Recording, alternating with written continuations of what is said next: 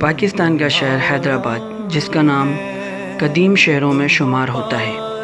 پوری دنیا کی طرح اس شہر میں بھی کرونا وائرس نے اپنی موجودگی کا احساس دلایا، جس کی وجہ سے مجبوراً ہمیں لاک ڈاؤن کی جانب جانا پڑا۔ اس وائرس سے نہ صرف ہمارے مریضوں میں اضافہ ہوا، بلکہ وہ دہاڑی دار طبقہ جو ڈیلی ویجز پہ کام کرتا تھا، اس سے بہت متاثر ہوا۔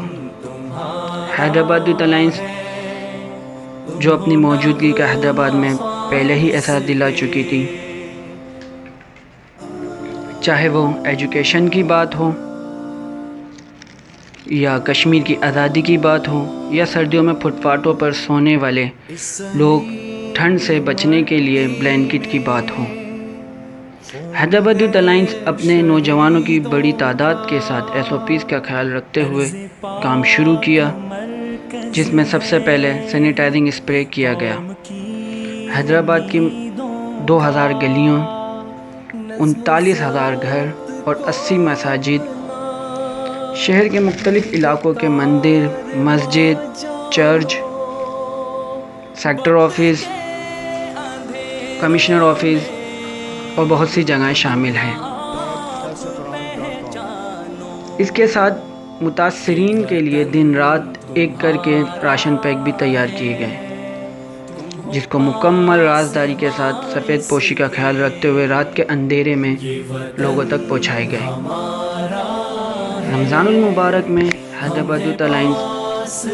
سحری اور افطاری میں بھی پیش رہی۔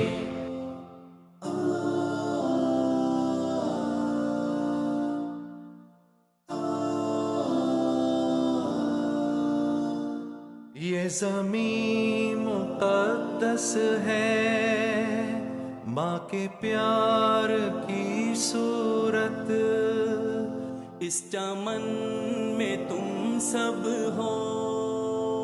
برگ و بار کی صورت، دیکھنا گوانا مت، دولت یقین لوگو، یہ وطن امانت ہے اور تم